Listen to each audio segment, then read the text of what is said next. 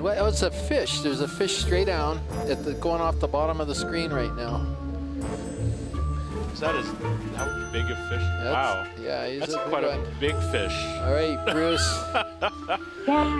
Okay, this is one of our favorite fish. This is a type of anglerfish in the family Lophiidae. It's an ambush predator. They sit very motionless. They hardly ever move unless they're touched. And it waits until prey comes to it and then engulfs its prey. Bruce, the scale on this suggests that it's quite big, approaching 20 to 30 centimeters. Is that typical for this kind of fish?